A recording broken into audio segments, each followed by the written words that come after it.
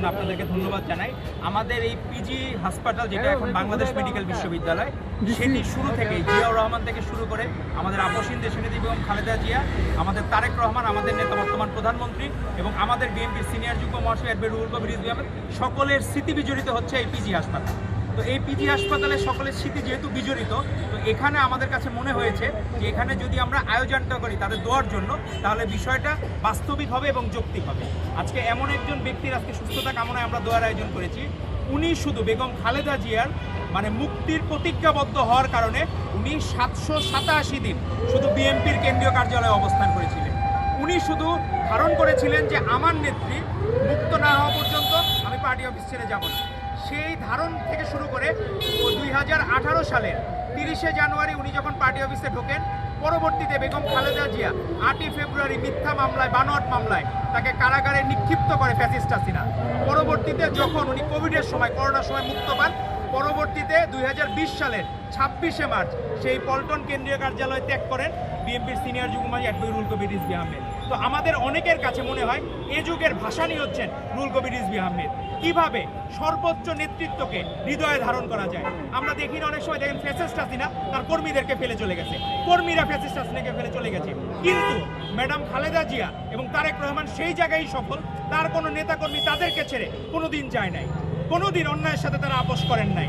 এরশাদের বন্দুকের গুলি বিদ্ধ হয়েছিলেন 1984 সালের 22শে ডিসেম্বর অ্যাডভোকেট রুহুল কবির রিজভী আহমেদ, কিন্তু তাকে সেখানে পথরোধ করতে পারে নাই। দেশপ্রেমের যাত্রা, উনি অগ্রগামী ছিলেন। প্রতিটি আন্দোলন সংগ্রামে তার ভূমিকা ছিল প্রশংসনীয়। আজকে উনি যে নিজের নেত্রীর প্রতি যে ভালোবাসা দেখাচ্ছেন, শ্রদ্ধাবোধ দেখিয়েছেন, 787 দিন নিজের ফ্যামিলিকে স্যাক্রিফাইস করে যেভাবে থাকা যায়, এটি আমাদের ভবিষ্যৎ প্রজন্মের জন্য আদর্শ। ভবিষ্যৎ প্রজন্ম যদি বলা হয় যে আপনি কেমন মজলুম রাজনীতিবিদ হতে চান, তাদের কাছে আদর্শের নাম হবেন মাওলানা আব্দুল হামিদ খান ভাসানী, শহীদ রাষ্ট্রপতি জিয়াউর রহমান মৃত্যুম, খালেদা জিয়া, তারেক রহমান, পরবর্তীতে আসবে রুহুল কবির রিজভী আহমেদের মতো নাম। তারা দেশকে এবং তার নেতাকে যেভাবে হৃদয়ে ধারণ করেন, সেটি আমাদের প্রত্যেকটা ছাত্রদল নেতাকর্মীর উচিত সেভাবে ধারণ করা। আজকে আমাদের প্রধানমন্ত্রী তারেক রহমান, উনি কথা দিয়েছিলেন ফ্যামিলি কার্ড করবেন। উনি নিজে প্রজ্ঞাপন জারি করেছেন, ঈদের আগে হয়তো আনুষ্ঠানিকভাবে আমরা ফ্যামিলি কার্ডের যাত্রা শুরু হবে। খাল খনন শুরু হয়ে গেছে, বৃক্ষরোপণ শুরু হয়ে গেছে। যুব ক্রীড়া মন্ত্রণালয় থেকে যারা কর্মসংস্থানের ব্যবস্থা করা দরকার, সেখানে ফ্রিল্যান্সিংয়ের ভিত্তিতে কাজ শুরু হয়ে গেছে। ইমাম মুয়াজ্জিনদের এবারই হচ্ছে ঈদের ভাতা দেওয়া হবে। তো কথা দিয়ে কথা রাখার যে চর্চা, এই চর্চা জিয়া পরিবারে প্রত্যেকটা জায়গায় জীবন দিয়ে কথা রেখেছেন বেগম খালেদা জিয়া। তারই যোগ্যত্বশীল আমাদের তারেক রহমান।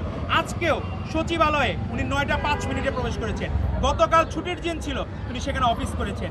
তো দেশকে ভালোবেসে বাংলাদেশ ভবিষ্যতেই ফার্স্ট অল কান্ট্রি হবে, সেটি আমাদের প্রত্যাশা থাকবে।